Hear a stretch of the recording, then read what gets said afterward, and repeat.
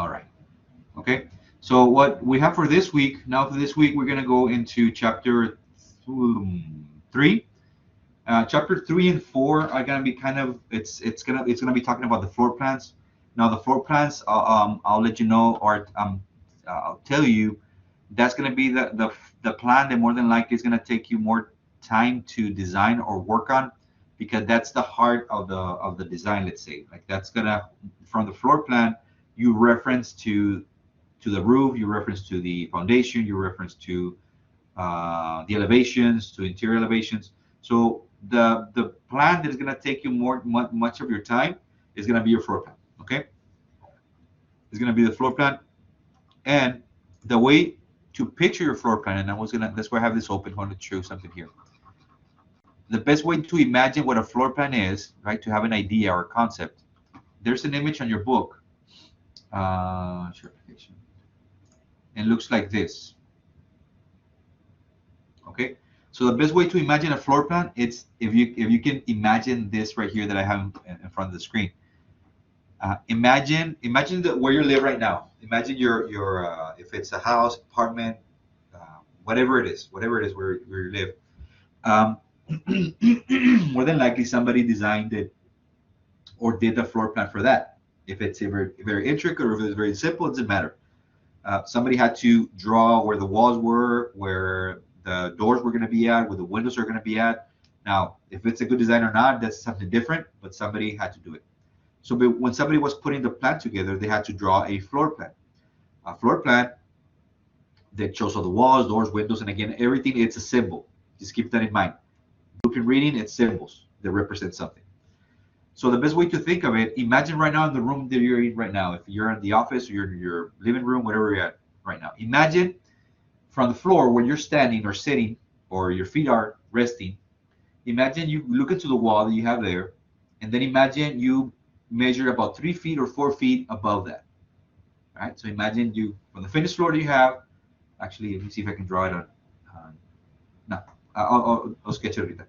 So imagine you have a draw your floor right there. Imagine you take a measuring tape. You measure about 4 feet higher, right? You can see here at the office. I go down there, measure up about 4 feet, and then I cut or slice. In my case, the whole second floor of where I'm at, or the office. I want to slice everything for the whole building. Like a piece of cake. You slice it horizontally.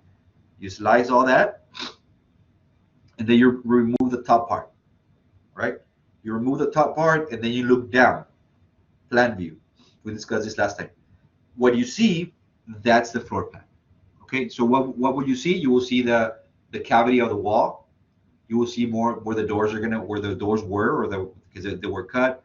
So for you to understand how to visualize a plan, imagine that. Or when you're drawing a plan, always imagine that. You're drawing, imagine you're going 4 feet from the floor, you're cutting through it, and what you see is what you are going to be drawing. Okay, that reference is here in the book. Now, what are going to be the most important things that you're going to see on a floor plan? The basic, what are the basic? One of the main information that you're going to see in the floor plan is going to be your walls. Okay, that's the first thing, your skeleton. Where are the walls? Now remember, the walls serve as a divider between room and room. Okay, now you can to provide privacy, you can divide spaces without walls, right? And you can do it visually, with aesthetically, with the ceiling heights, or changing the material on the floor. Even with lighting, you kind of create that difference, like and like an open floor concepts, that it's just a huge area that has a living room, dining, and kitchen. But visually, you can kind of, with furniture, with the tile, with the flooring, with the colors, with the chandeliers, by having the ceiling a little bit higher or lower, you can visually kind of feel that you're going from one area to the other. But in reality, it's just one space. Walmart, Target, what else? Even the mall. You went into one of those shopping where you buy your clothes. Just look around, and more than likely, if you look at it, it's gonna have just 4 walls. But aesthetically, either with lighting or with by changing the carpet to floor, or for tile, I'm sorry, or changing some sort of dividers in the areas, you feel like, okay, now I'm in the, let's say it's a clothing store. I'm in the men's section, now I'm in the female section, or I'm in the shopping area, now I'm going to where I pay. It's one, more than likely just one shell, but aesthetically you can change and create those spaces, right? Now, going back to what I was trying to explain, the walls are going to be one of the main things that you're going to have to see or see on the plan. With that, remember that a wall, when you draw a wall or you see a wall, is made out of two lines, not one line. This is a common, when I have students sketch something or draw something, this is a common mistake they do. Remember, when you have a wall or you look at a wall, there's two surfaces to it. Look at the wall you have right now in the room where you're in right now. More than likely, if you're like, let's imagine myself, I have a wall right here. I can touch it, okay? But this is one surface of the wall. On that side, there's another surface. In other words, this is not the wall. This, like, there's, is not just an invisible line. See, it's hard. There's space here. There's one surface, and then you go on that side, there's the other surface. Just open your door in any room that you're in right now, and when you open the door and you look at the gap that is there, right, is you have one surface, another surface. When you go outside your house, your entry door, and the inside you might have sheetrock. On the outside you might have either siding or wood siding or stucco or brick, right? It's two surfaces. It's one wall with two surfaces. So this is a floor plan of one of our. You'll see this later on because I use this to kind of show different aspects of the plan. So this right here is a floor plan. Okay. Now this that you have here, these are going to be the walls. Okay. Notice how they are made out of two lines, not one. So that cavity that you see right there between, that's a wall. Why? Because a wall has two surfaces. All right. So when you draw the floor plan, or you design the floor plan, or you're looking at floor plan, because we're talking about print reading, the first thing that you need to look at to kind of know where you're, what spaces you have is going to be to locate your walls. Okay, remember the walls are going to be made out of two lines. In some instances, the book has it. Some, and it's a matter of preference. Some have them like this, just a line or two lines. Some other plants or some other designers hatch this with a dark line, or like they kind of make a dark line here so you can see it better. More than likely, if you go to this websites where you can look at floor plans, that's the way you're going to see them. It's going to be a dark line there. I think the book might have them too. Or some others shaded gray, right? The reason for that, again, is just so you can see it right away. When you see a floor plan, the first thing you're going to see is going to be the walls. Now, the walls, again, are the ones that divide spaces, okay? So here, if we look at this, if I were to ask you, okay, locate me the spaces, well, we have a bedroom there, walk-in closet, but what is dividing those spaces are the walls, okay? So you can see the space that divides the walk-in closet, it's this wall right here, right? The kitchen, we have a wall here, here, here, and then have an opening, a wall right here, there, right? Pantry, we have a wall here, here, here. Now, you're gonna notice also that there's some walls are thicker than others. Notice this one. See, the thickness of that is different than the thickness of that one. Okay. Let's see. Can I move this thing? Okay. All right. You see the thicknesses? Now that depends on the material of the wall. Right? See, can I see it here? How that is thicker than this one right here. That depends, one, on the material, and two, what is going to be that wall used for. Okay. So the first thing, again, that we're going to see or that you're going to look at is going to be on the floor plans is going to be your walls. Right. Now, again, there's different ways of drawing that. And I'll go back to right now what I just mentioned about the thicknesses. And then once you locate your walls, or if you were to be designing, right, first thing you're going to design is, okay, where my rooms are, kind of locate the spaces. And then once you start drawing, you're going to put your spaces where they go, or your walls where they go. The second thing you're going to be adding is going to be now access to those spaces, right? How are you going to have access to that? How are you going to walk into the room? All right. So imagine right now where where you live, your house or your apartment, wherever it is. Imagine if you could draw a sketch of that space. Okay. So where the entry is at, and then where your rooms are at, and where the restroom is at. You will draw all the walls, and then now you have to think, okay, now where are the accesses? I'm going to draw where the windows, the doors are. Right? How do I have access to that space? So those are going to be the doors. Now the doors, again, I'm not lecturing exactly from the book because you can watch that. It's already there. But the doors are going to give you the entrance to the spaces. And again, not all the doors are going to be the same. And let me see if we have different doors on this one. I think we have just the same door. Does the openings count as a door? This right here. I mean the openings. This. I think it's an opening, yeah. Yes, I'll explain that right now because there's something very important that we need to know about this. So remind me on that one. So we have the doors, right? So notice that we have different types of doors. These are going to be just the swing doors. It's a double door, right? Swing. Same here. Now the difference between some of these is going to be the size of the door. Some doors might be a little bit bigger than others. But if you notice here in the back, this door symbol is different than this one, right? This is a sliding door. So depending on the door that you're using, the symbol is going to change, right? So remember, this is blueprint reading. It's a language, so everything you draw, a symbol that you draw is going to represent something in real life. It's a representation, right? It's a plan. It's a representation. So it means if here, and in this case, Gualberto, he drew in the back, he wanted a sliding door, so he drew a symbol for a sliding door. In the front, he wanted two regular doors, double doors, so he drew the double doors right there. Okay? So again, those are symbols. They might change depending to or for the type of use you're gonna need. For example, you have pocket doors. Those are the doors that kind of slide into the wall. So if there's any areas where you don't have much space, right, to maneuver, to swing the door, then you can use a pocket door. So those go into the wall. They slide into the wall. Or a barn door. Barn doors also, they don't slide into the wall. They're gonna be on either side of the wall, and they just slide back and forth. Those are good whenever you don't have any space to open the hinge or open the door. Okay, I don't think Alberto has any here. Um, so remember, their symbols and the doors are the accesses to the spaces.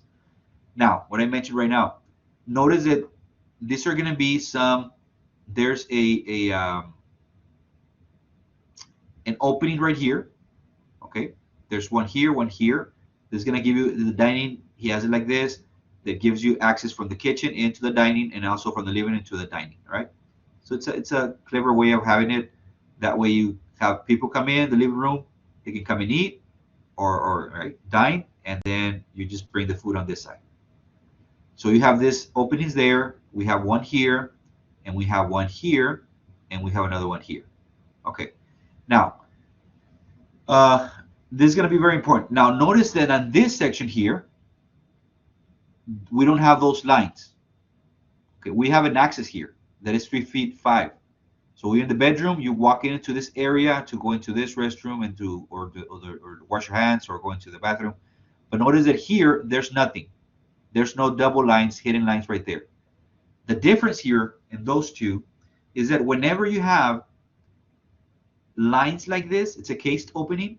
That means that you're gonna give that opening a height or a shape. Notice that here on this one, he put it arch. Actually, all of them are going to be arch because he put arch typical. TYP means typical. So that means that wherever he's going to have those openings, he wants them arched. All right. So whenever you have those lines, it means a case opening. You can shape it the way you want it, or you can give it the height that you want it. All right. Whenever you don't have something, if you have a gap here, but you don't have those lines, case opening, that means that opening goes all the way to whatever ceiling you have there. I don't know if this makes sense. So that you're going to provide that space, but it's going to open all the way to the top.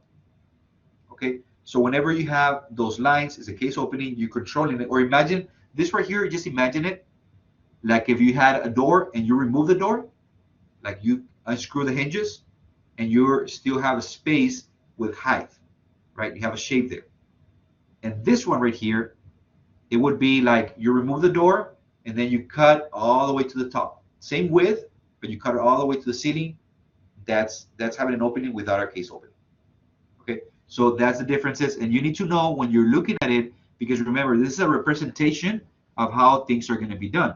So if you're designing this, in the case of Alberto, that's the way he wants it. If he would have not put those hidden lines there, and of course we didn't build this house because it was a project for school, the builder would have just opened all the way to the city, and then Alberto would have come back and say, you know what, I don't want that. I wanted an archway. Well, you didn't put it on the plan, so now it's extra charge or whatever.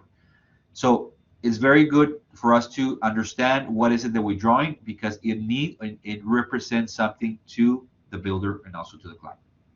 Any questions with that, Diana? So the other openings that have nothing, it's like it goes from the floor to the wall. I mean to the roof without To anything. the ceiling, al techo, ceiling. Yes. Yes. So that you have to differentiate. So when you're drawing, if you want that to open all the way to the ceiling because the design, you want the design to look like that, then go for it. If not, and then you can specify the height also. How high do you want those? Okay. And I think he specified them in the elevations, interior elevations. So we talked about the walls, right? Now, the spacing or the difference in walls is going to depend on the type of wall you're going to be using. So not all the walls are going to be the same thickness. Okay, some walls are going to be thicker than others. So when you draw it or when you see it in plan view, some walls are going to look different than others. Why? Because the wall itself, it's different. Okay, for example, a 4-inch wall, a regular partition wall, it's 4 inches. In reality, it's not 4 inches, but we call it 4 inches. We kind of round it off, but it's 4 inches. If you have a 6-inch wall, then it's going to be a little bit thicker, 6 inches, right? If you do an exterior wall, and the exterior wall is going to have brick, it's going to look different. If you're going to have stucco, it's going to look different. If you're going to have siding, it's going to look different. So depending on the material that you're going to add there, that is how you're going to see the door when you see it on plan view. That's why some walls are thicker than others. That's why some walls look different from one to the other. Okay, so let me go back to this drawing thing. Okay, so for example, and when I'm going to try to draw it in plan view. Let's say we have a wall, an exterior wall, right? And it's going to be, let's say it's going to be brick. So first off, we're going to have to draw, in this case, what we do here, more than likely here in our area, we use wood for framing. Now, why wood? Because it's cheaper. Well, with COVID, it was not that cheap. Let me erase it because I went crooked here. So we have a wall, right? This represents and I'm doing it in section view or in plan view, but I'm sectioning it, right? So imagine I'm seeing it from the top. Okay, so I'm seeing it from the top, looking down. So this is my interior of the house. This is the exterior. Okay. So in my interior, if I were to be looking at it from the top, this is my wood stud. Okay, that's what's holding the frame. But let's say I need it's a brick home. So for the brick home, I need some sheeting. Okay, and then let me do a brick line here. And then we have also airspace or air gap. And then we have, you know what, I'm drawing like it was on section view. Well, I'll come back. And then we have the brick. Okay, so we have the wood, we have the sheething, we have the air gap, this one right here, there, air gap, and then this is the brick. So if I want to do a wall, notice that it's going to look a lot heavier. It's going to go from here to here. More than likely, it's going to look like this just 2 lines here. It's gonna be 3 lines, one like that, and one like that. And then for the brick, it's gonna look like this. Now, you're not gonna draw the airspace, the gap, and the sheathing. Usually, it's understood, right? When they frame it, it's understood that it's there. So in this case, more than likely, your wall is gonna be more or less about 9 inches. Okay. Now it depends on how the wall gets put together, right? If it was, for example, just sheathing, or what's it called, siding or stucco, depends on what system you put in stucco. Also, it might look a little bit different, right? Because you have the stud, 4-inch, let's say, and then you just have the membrane they put there, right? And then the stucco right on it. So notice that this one is not as thick as that one right there. So the thickness of the wall is going to depend on uh, what are going to be the materials that compose that wall, that make up that wall. Okay, so that's why when you see on plan view, and I guess as we go deeper, we're gonna look at it more. But for now, what I want you to understand is that that's why some walls look thicker than others. Okay, so if you see that, or if you see some walls that look like this one right here, it has some lines like that, and then it goes, let's say it goes like that, and then it turns, it looks like this, and then it turns, it just looks like that. Let's say, right? Let's say this is the case. You have a wall, and this one has, and then this one just continues like that. Well, then more than likely this facade is going to have brick, and this one is going to have something different. Might have stucco, might have siding, whatever. So I keep on saying siding. Yeah, siding. Okay, so it all depends. So just be aware of that. When you look at plans, not all of the walls are going to look the same. Why? Because not all the walls are made up the same. Okay. Even inside, you're gonna notice, and I'm gonna show you a plan right now. I didn't download it. But let me see what has it. You're gonna see some walls, interior walls. They're gonna be 4 inches thick, and then some others are gonna look thicker. Okay, these are 6 inches more than likely. So these are called plumbing walls. So behind your toilet, you're gonna have a 6-inch wall. You're gonna see it because you need adequate space to put ventilation for that toilet, for it to run, for it to kind of get the air that it needs so it can flush. So again, with this we're gonna go at it a little more as we go, but I just want to let you guys know that when you look at walls, not all the walls are gonna look the same. Okay, they're not gonna look the same. So here it gives you a section view, right? So it tells you there 2x4 stud. This is the gypsum board. That's the vapor barrier. So interior and exterior. So it gave you more or less what I showed you. This is what here's where you're gonna see it. Okay. What I told you before, that some are gonna put your walls dark like that. Again, that is so you can see the walls right away. You can differentiate from room to room. Okay. Doors. The doors again, they're all gonna depend. What type of door you're gonna put. I think it goes further out here. Yeah. Depends on the type of door. Here it tells you the plan view and then the representation. So depending how you draw the door, it's what it represents in real life. If when like sliding door, bifold, a typical door. So the way you draw it and how you draw it is representing the way that it's going to be at, or how it's going to work. The other thing that I actually want to just look at this right here. When you put your doors, don't put it right at the corner, right? You don't put because you look at the door where you're right now, whatever room we're in right now, look at your door, and the door itself is not at the corner of the wall. There's a gap, there's a space there, more than likely about 4 inches, 6 inches away from the corner. Sometimes the actual molding of the door, it's right at it. So if you remove the trim, the door is not hinged right at the corner. There's a space there. You have to frame it well. You have to do that. Okay, so I'm just throwing that out there because I see some students when they sketch your doors, they put them right at the corner. You don't do that.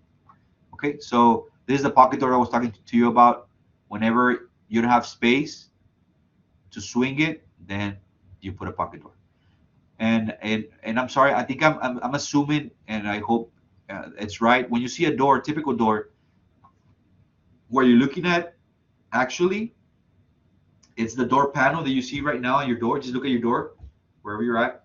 Look at the door, and there's a panel, like the actual, when you grab it and open it, the piece of wood or hollow core wood, whatever it might be, or metal, whatever it is, that um, piece of material, imagine, again, remember that we talked about at the beginning that it's like cutting 4 feet up from the floor and then cutting. So that will be what you see. That will be the rectangle, or that will be the line. In this case, it would be that line right there. Okay. In Gualberto's case, it would be those lines right there, those lines right there, those lines right there. That represents the actual wood or panel or metal, whatever the door is made out of. And then this line, this arch that you see right there, that one right there, that one right there, that one right there, that is just telling you how the door is going to swing when it opens and when it closes. Okay, so it's just give you the guide of how that door is going to move when it opens and closes. Now, why do we draw it? We draw it because sometimes it's good to have it so that you can show a representation that is not going to interfere with anything, especially in the restrooms, especially in commercial. When you draw commercial for ADA purposes, you need to have clearance. You don't want the door to cross to an area that it shouldn't. So that line, that arch line that we see, okay, again, it's like that one. Can you see it? Can you see my mouse? Over here. That one right there, that one right there. That's the arch. So again, look at your door wherever you're living, wherever you're in right now. As you open it, imagine you put a Sharpie right at the corner at the bottom, and then whatever line is going to leave on your floor, that's what I'm talking about. That's the arch. Okay, I just want to throw it out there so that you guys know, especially if you're taking 1409 and if you're taking it with me, you're going to be start working on a floor plan and you're going to be drawing doors. So I just want to make sure that we understand that. Okay, and then windows. Also, what else do you show? Where your windows, right? Where your windows are. That's a window there, there, there, there, there, there, there. And again, same thing. The windows, not all the windows are going to be drawn the same. They're going to be drawn different depending on the type of window you're going to have. Single, what's it called? Single hang, double hang, fixed window, bay window. So whatever the window, the type of window you're going to put there is the way you're going to represent it. Okay. Questions up and now, Diana? I'm kind of going fast, but on the videos I go a little bit slower. Are we good? The windows, if they are different, does they draw different in the plan? Yes. Yes. Well, the answer is yes. They should be drawn different on the plan. Now, in practice, sometimes they're not drawn differently. They're drawn the same. And something, for example, let's say you are working for a builder here locally, right? They just, okay, tell me, put the window where it's at, give me the size of the window, and then tell me which window you want. Now, something you can give that information out without drawing the window with the correct symbol. And I'm talking locally. That's like the way we do it here. Again, we're here in the Valley. The answer is yes. The window has to represent the symbol has to represent the type of window you're going to put. Sometimes they don't. It's the same symbol they put, but they specify on the schedule, on the schedules, which we're going to talk about that next. On the schedules, there's where you specify what type of window you want. Okay, if you notice here, look at the windows. All the windows look the same. The only difference that you see on the windows is going to be the size. Like that one's longer than that one, and that one is longer than that one. It's very small. But the way that it's drawn in this case, they're exactly the same. Now, how do we differentiate? You're going to notice something else you're going to see on plans, that each door and window, they're going to have information about them that tells you what type of door it is, what is the width, what is the height, and what type of door that is. Okay, something you just noted on the plan. Let me see if I can open another plan. Something you just noted on the plan with here it is. Can I download this? Yeah. Sometimes it's just noted on the plan. Here's another one. Now this is a little bit different. It's another plan. Okay. And notice that this one, I chose. The doors and windows, they have a size and then what type of window that is, right? This is a 4060, which is 4 feet by 6 feet, single hung. All right. For example, we look at this one, that's 4020, which is 4 feet by 2 feet, fixed. That means this one, it's just, you can't open that window. And then notice on the doors on this one, we only have the sizes 28, 2880, 2880, 3080. This means also the width and the height of the door. You might see them like this, or you might see them like this. Notice this one doesn't have that information, but it does have a symbol, okay, with a number. If you have a symbol and a number, that means you're using schedules. Okay, so in the schedule is where you tell exactly what type of door you want, what's the size, and what is the height. And even you can go as detailed as the material you want it, as the what type of frame it should have, and so on. The color, you can be very specific on the schedule. Now, what's the schedule? Whenever you cannot put the information in the plan, especially with doors, windows, and also there's something that's called a finished floor schedule, you put a schedule and see, this is the door schedule, this is the window schedule. So it's very simple to visualize and understand. For example, let's look at the window schedule. I have a window here, and this window is labeled as F. It doesn't give me the size. It doesn't give me anything, none information of the window. The only thing that it gives me is the location, right? With the dimension, it tells me where the window is. But it does not tell me anything about the window. On the other plan, it does tell me the width and the height and the type of window, right? So there's two different ways of doing it. If you're using schedules, it's going to look a lot cleaner, but then on the schedule is where you're going to find the information about that. So if we look at F, right, we're going to come to the window schedule. We're going to go to F. Here's F. So that window that we're looking at right now, it's 3 feet wide by 4 feet high. And we only have one of those, and that window is fixed. Okay, so that's how when you have a schedule, that's how you know what type of window you're using. For example, we look at D. D is going to be 2 feet wide by 5 feet high. We're going to need three of those, and those are going to be fixed as well. So this is how you can read your schedules. Now, it's going to be, it's easier to have a schedule because now the information is here. So whenever you have to quote doors or quote windows, you can just grab the information from here. It tells you the width, the height, how many you need, and what type of window it is. And you can be very detailed. You can even put color. You can even put if it's going to be obscured or you want it clear. You can do that, and you can find all the information on the schedule. Okay. In our case, on this one, we don't have a schedule. So whenever we ordered the windows, we had to, okay, we need this one, we need 4 of these, 5 of that, this color is fixed or single hung, whatever. We had to do that. But if you have the schedule, you can just get it from here. All right. And then doors would be the same thing. Look at the doors here. We have 2. These doors are number 2, right? So we could look at number 2 door. That's 2 feet 4 inches wide by 6 feet 8 inches high, and we need 16 of those. Okay. If we look at, let's see another one. If we look at what's another one? Number 1. Okay, those are actually this should be number 1. That's wrong. I didn't catch that because it says, well, unless he wants them 2-4. Well, maybe he wants them 2-4. These are 2-4, and they're 7 feet high, and we need 2 of those. Okay, so the schedule helps you with a symbol. You place a symbol, and then you make a schedule, and then you explain a lot more about that door or window that is representing. We're good, Yana? Yes, I have another question that is not about the windows.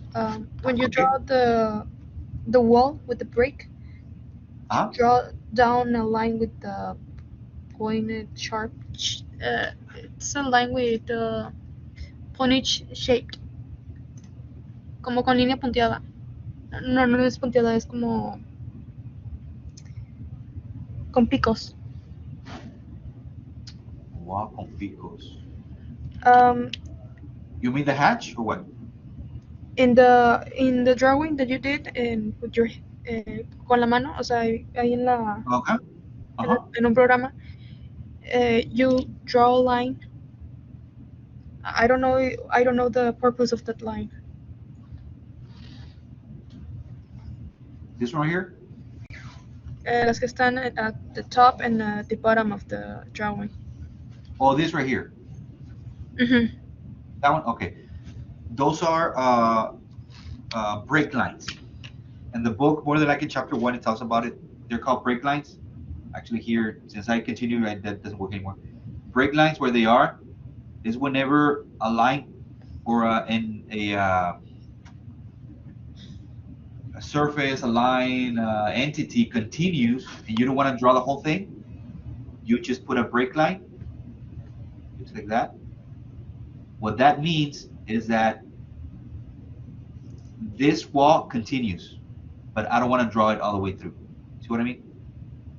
So it tells you, and also you have it here. I think on the, well, I'll go back. So this means that, for example, imagine you have a sidewalk in front of your house where you live, Diana? Like that runs through the whole subdivision? Una banqueta? I didn't hear you. I'm sorry.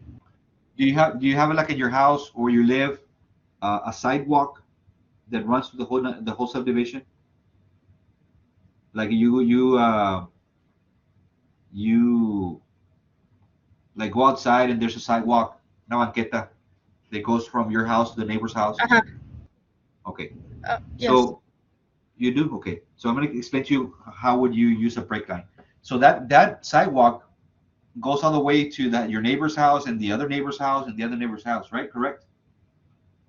It just continues. Yes. That sidewalk continues, right? Uh-huh. Yes. Okay. So that would be a good example of where you're going to put break lines. So imagine this is your house, your site plan that we discussed last time, right?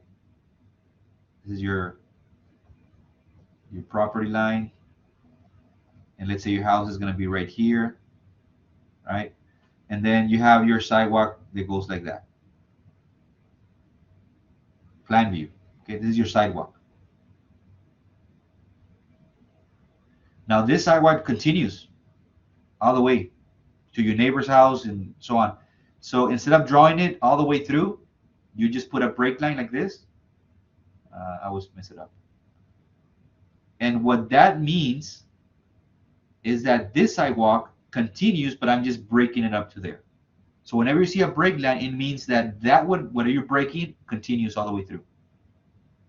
I don't know if that makes sense. Yes, makes sense.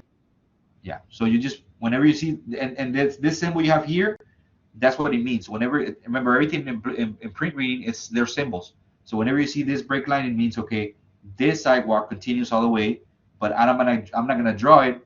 I'm gonna put a break line so it is understood that it does continue. Okay. Yes. Any other questions, Diana? No. Okay. I think I'll leave it there. This has been an hour. I don't want to for this to get too long. But just remember, as you're reading the chapter 3, it talks about symbols. I didn't touch the whole thing. Just read it. It's very self-explanatory, but just keep it in mind. Very simple, very basic. Floor plan is I'm cutting. Imagine I'm cutting 4 feet above. I'm cutting through. Whatever I see is whatever I draw, right? So in some instances, you're not gonna draw everything. For example, I'll finish with this. Look at your kitchen. You have a kitchen where you live, right? More than likely, Diana? Yes. Yes. Okay. So where you cook, where you put your plates or where your sink is at, there's a cabinet right there, right? There's your base cabinet. That's where you have your cajones and you put your what's it called, your las ollas at the bottom. So on plan view, on a floor plan, do you if you were to cut it 4 feet above, would you cut through those cabinets? ¿Cómo, perdón? Imagine your kitchen, right? Imagínate la Ajá. cocina. Tienes gabinetes. You have base cabinets where you put your stuff. When you have your, Yes. your cajones. Okay. So imagine you measure 4 feet up and then you cut through them, or 3 feet up and you cut through them. Are you cutting through the actual cabinets? Will you be cutting through them? No. Actually, yes. Watch. Let me do plan view. And I'm telling you this because there are gonna be some instances where you're gonna have to draw hidden lines. All right. So I'm gonna do this section view. Okay. So this is me. I'm not gonna say it's you. So this is me. Okay. And here's my kitchen. Okay. And I'm walking to the kitchen. And here is a base cabinet. Oops. Okay. Here's a cabinet. Lo puse muy alto. I'm taller. Okay. So this is my cabinet. Here is where I have, and this is section view. I'm cutting through it. Aquí está donde están las ollas, right? So this is section view. It's a site. So if I were to cut, measure 3 feet up or 4 and cut through it, I am cutting through this cabinet, right? There's a wall right here. So on floor plan, I am seeing the cabinet. I'm seeing this surface right there. I'm seeing the wall and I'm seeing this cabinet, right? So if I were to draw it from plan view, I would see the wall like this, and then the cabinet will be right here.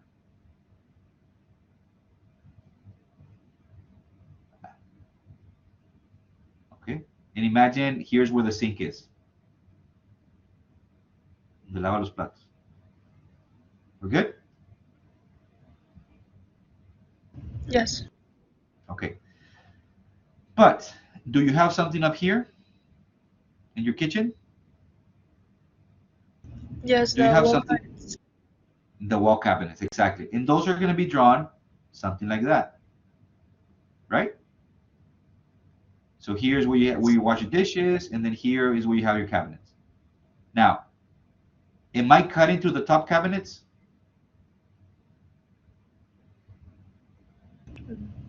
Yes. No, not the top ones. I'm cutting through here. Remember, it's about 3 to 4 feet high. To 4 feet high that you cut that represents the floor plan. But my cabinet's a lot higher. So I'm not cutting through this cabinet. I'm cutting here to draw my floor plan. What I'm trying to tell you is that there are going to be some cases where you know there's something up here, but since you're not cutting through it, you're not seeing it. It's not going to be a solid line. In those cases, you're going to put a hidden line. So, look, let me share again. So it depends on the height that I want to cut the the image for example. Let me see. So in this case, if you look at Gualberto's kitchen, you see this right here? Where the stove is at? That's a solid line. Mm-hmm. That is a base cabinet. And then this one, that's the top or the wall cabinet. But see how it's hidden? Sí. The reason that it's hidden is that it represented that there's a wall cabinet there, but you're not cutting through it. See what I'm saying? It's too high that when you make that cut visually or mentally, you're not cutting through that cabinet. So that's why we show it hidden. Okay, I don't know if that makes sense. So there's going to be some entities that you're going to draw because they exist, but you're not going to draw them solid. You're going to draw them hidden. If we go back to week 1, it talks about the alphabet of lines. Anything that is there, but you cannot see from that perspective, you have to draw it as hidden. Same thing with the ceiling. See the ceiling right here? These are the ceiling designs. If you look up at the ceiling, they're going to have some either dropping up or going up. They're hidden because they're way too high. We cut in 4 feet from the wall or 3 feet from the wall from the finished floor, but the ceiling is up there, so I can't see it. But I want to do something with it, so you draw with hidden. Okay? I don't know if that makes sense. as we go, hopefully we'll keep on talking and discussing about this, picking it up. Sí, ya lo entendí. ¿Entendiste? Ok. A veces batallo para explicarme. Okay, so again, remember floor plan is it's everything symbols. First thing you need to figure out is the walls, where the walls are. The walls, they're not going to be drawn the same. Some walls are going to be thicker than others. That depends on the material you're going to be using. Okay, some walls are going to be drawn different than others. If it's brick, if it's stone, if it's what's it called, siding, stucco, whatever. So it's a representation. That's why not all the walls are going to be the same. Door symbols, doors and windows, they're just symbols that represent a particular door or a particular window. You can specify in doors and windows what type of size it is, or you can create a schedule and put a symbol or a marker on the door or the window, and then on the schedule you're going to tell it the size, width, height, and also material, color, whatever other information you want to put on the schedule. Okay, I know chapter 3 goes into stairs, goes into goes a little bit deeper. I don't want this to get too lengthy, so I'll leave it at that. Please watch the video recordings or the lectures. On those, I think I go over the book, so I'm usually going over the book itself. So it's going to help you as you read the book and as you look at those or watch those lectures. It's going to help you understand. If for any reason you can't, next week when we meet, ask me those questions and I can address them, or I can go back to that. Okay, those of you watching this recording and you cannot make it to the live sessions, that's fine. But you have an issue, try to log in next time, or send me a comment, or just on Pronto or an email, just so I can hopefully cover something that maybe was not clear for you for chapter 3 or chapter 2 in that matter.